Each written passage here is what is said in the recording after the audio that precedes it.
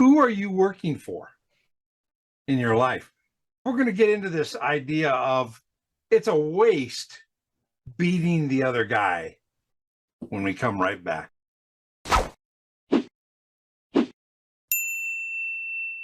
Welcome to Bible Study with Friends, where our goal is helping you get more impact from your Bible study. I'm here with my friend Stan Ford. We're going to continue in Ecclesiastes, and today we're going to be talking about some tough questions that probably we don't think about enough, and that is, what motivates you to get up in the morning? What motivates you to work? Why do you go to your job? And Solomon is going to talk about the motivation that he sees, why people work. And remember now, Solomon is giving us two perspectives. He gives us mostly the non-Christian, non-believing perspective of the natural man, the man who's just going through life without God. And then the other perspective that he seeds in is the counterpoint of a life when there's a relationship with God and what happens there. And he's going to get into that. In chapter 4, we're going to pick up at verse 4 and go all the way down to 16, the end of the chapter. How you doing, Stan? I'm doing good, Glenn. I am excited about doing this. This is a great kind of self-thinking of, do I do that? So Yeah. Let's go to the scriptures together. Okay. All right, here we are.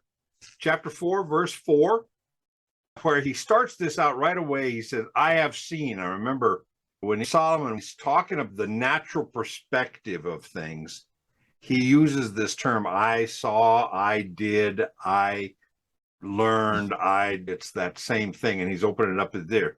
I have seen that every labor and every skill which is done is the result of rivalry between a man and his neighbor.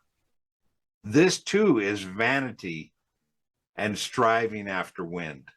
What do you see in verse 4? I see that he's talking about trying to outdo your next door neighbor.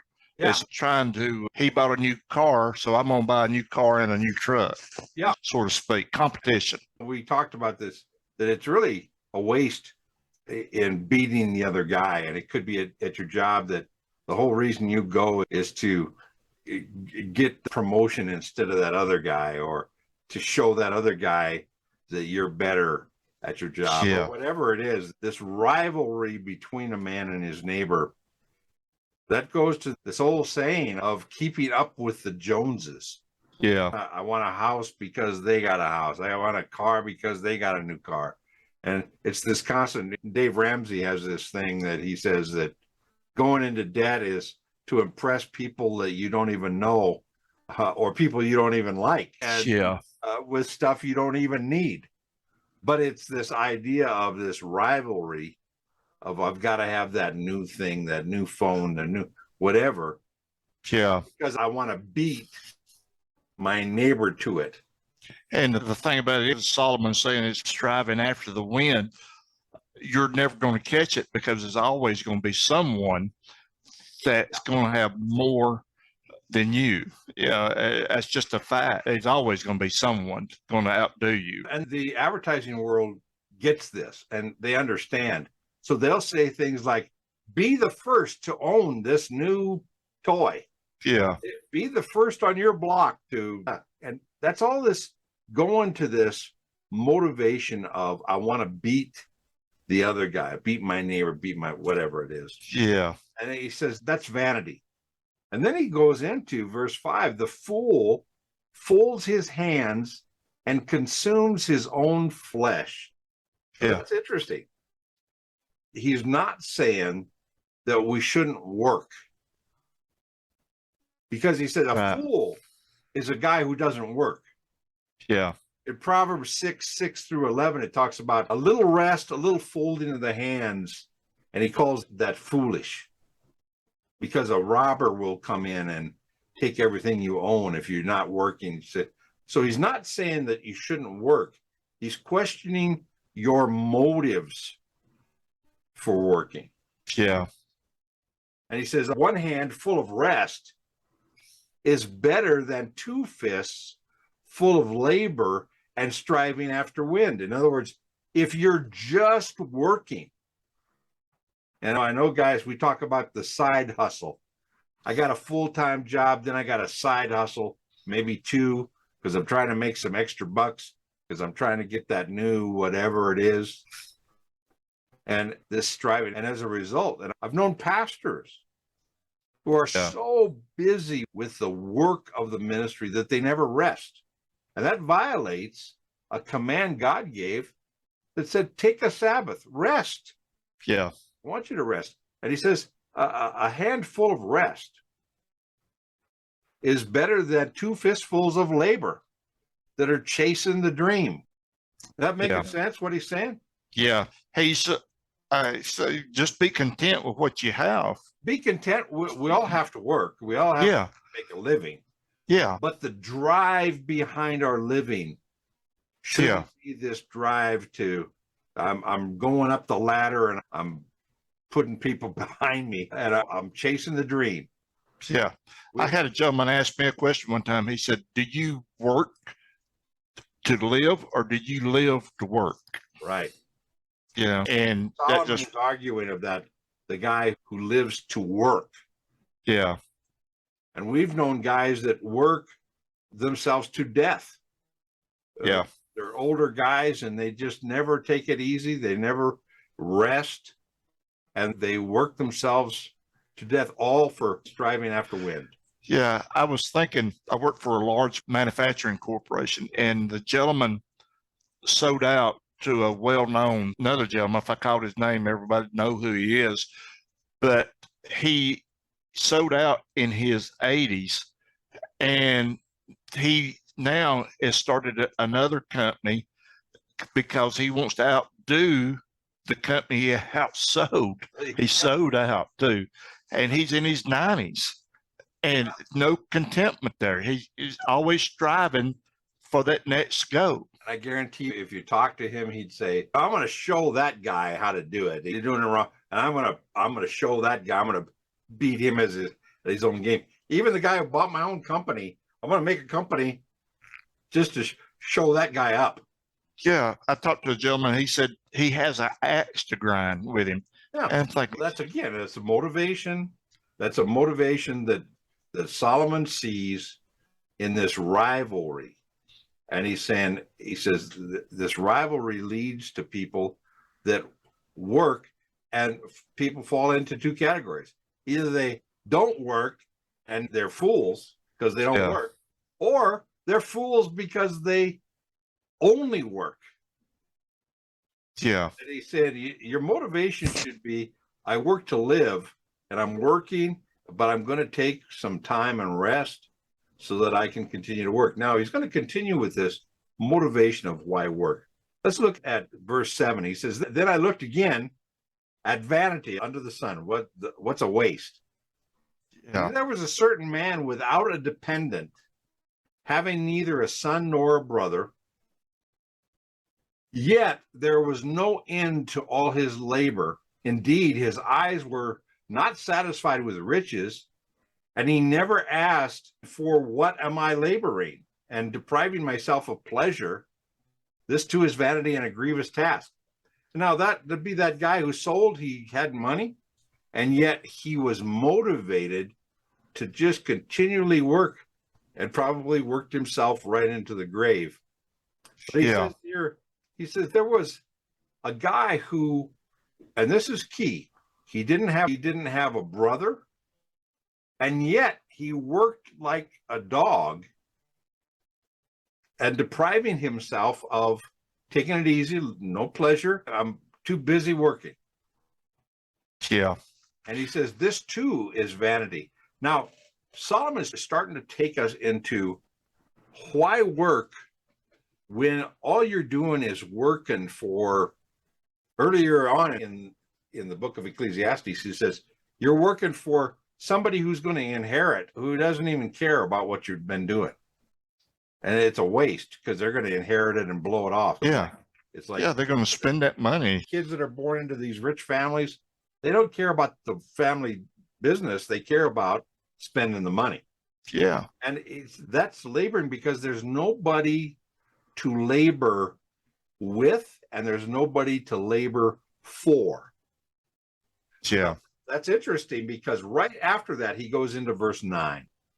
He goes 9, 10, 11, and 12. You might think, why are those verses there? Because he says, all of a sudden, he says, two are better than one because they have a good return for their labor. Two are working together.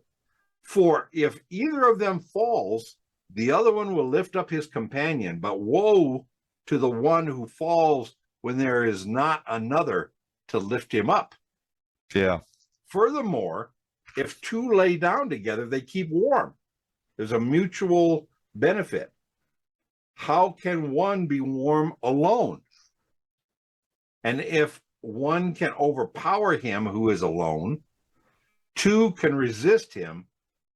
A cord of 3 strands is not quickly torn apart. Now, I've seen these verses used, and I think used correctly, with the idea of marriage, with the idea of a partnership, Yeah. the idea of even fellowship in a church, where it's important that you and I would minister together, work together in the church, because there's a mutual benefit to doing this Bible study, for example. So this idea of working together, I've seen it in teams. We want to work together because it's not good to work all by yourself, but working together for the mutual benefit. Like you said, corporate worship here, you lift each other up, you strengthen each other, and you have to have that. You can't go off by yourself. You're isolated. And when you're isolated and you're not got this fellowship with someone else, you're more apt to be attacked by Satan. Yeah, and look what he says. If you're isolated, if you fall, there's nobody to help you. Yeah.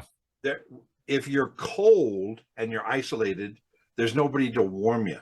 Yeah. You're really out there by yourself. And a motivation for work shouldn't be, I'm just focused on the other guy, I'm beating him, and I'm going to go full blast.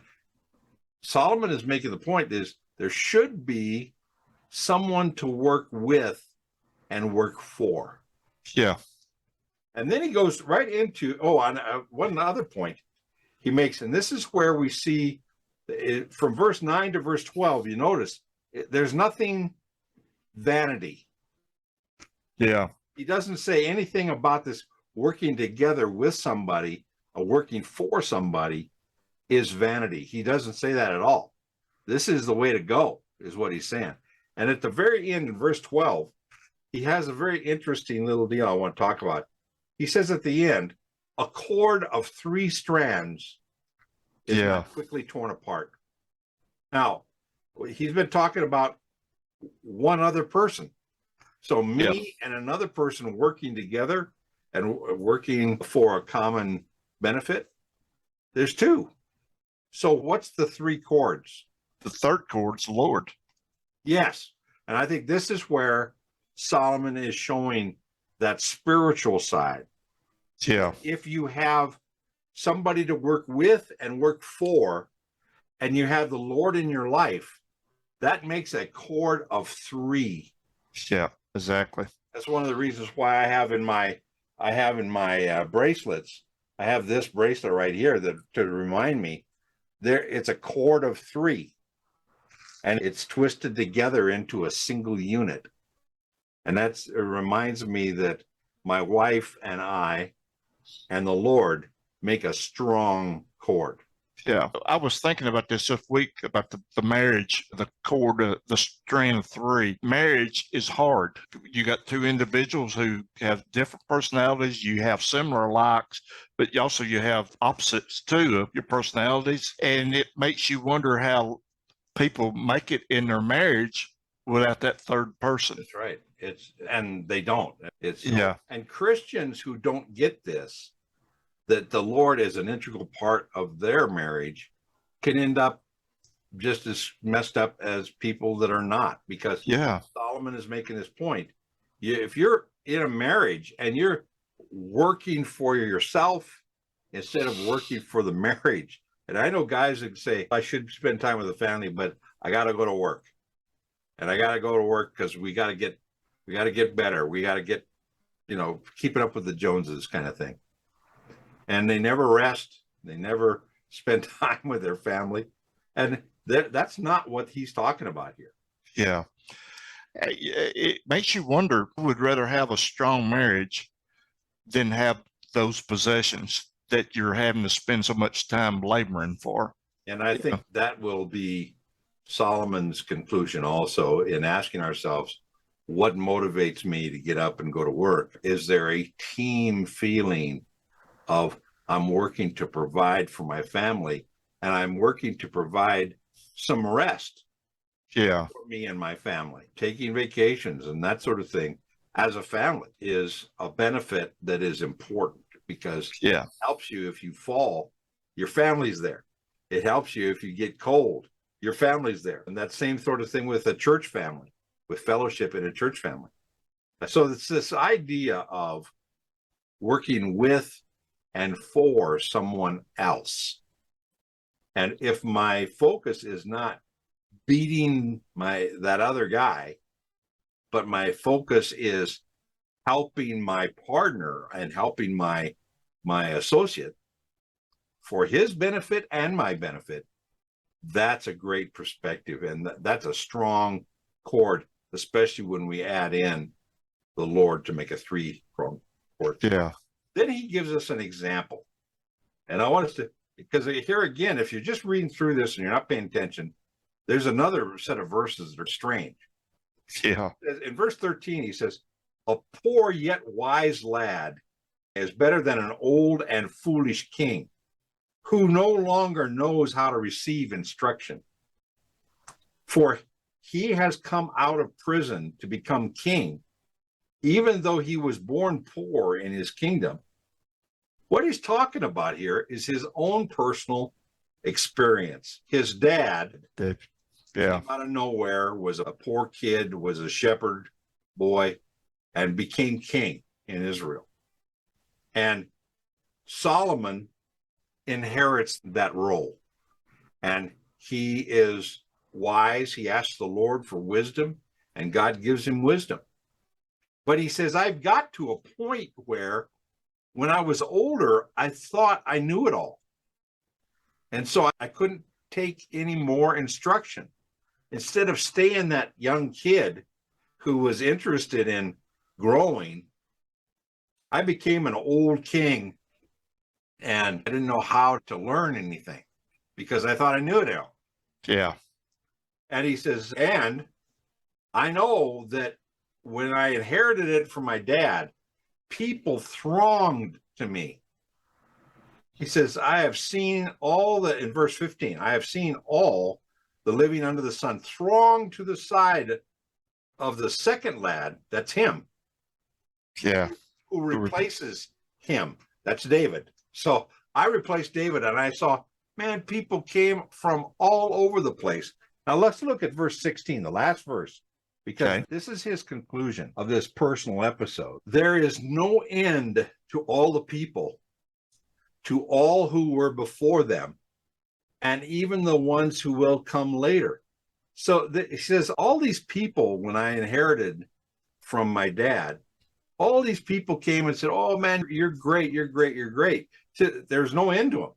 Yeah. And it says there's also no end to the people who came before them, that like David, and the people who come later who will not be happy with him. That is, with the second. And this too is vanity. And to me, this shows the waste of trying to pursue popularity. It says, when I first became a king from my dad, people came to me from all over, and they came to my dad all over. It was very great. But people that came after were not happy with me. And he says, the history may not be happy with me.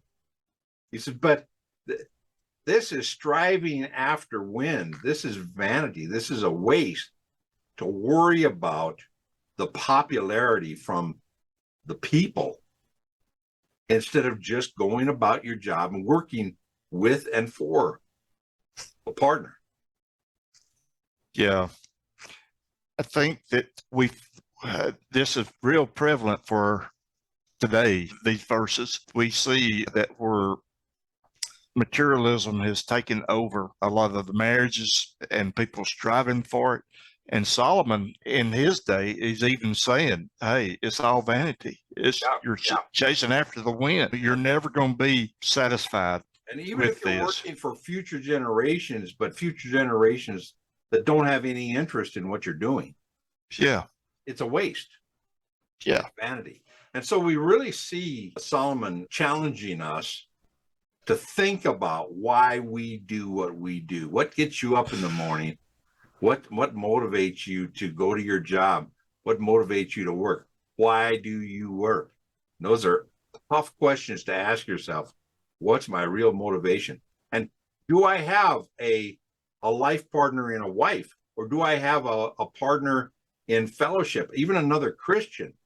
Do I have a partnership in my business that I can work together where we can be a mutual benefit to each other and not just working to beat down the other guy and keep up with the Joneses? Yeah, and we need that third strand in that. Third strand is the Lord. And I've got a recommendation for our YouTube friends, so stay tuned. We've been talking about who do we work for? What motivates us to work? And we've come up with some discussions in this last video, and I want to make a recommendation to you to watch another video entitled Life Without God's Blessing. The link is right here. So go to that link and enjoy that video. And listen, we're going to continue with Ecclesiastes next week. And until then, God bless you.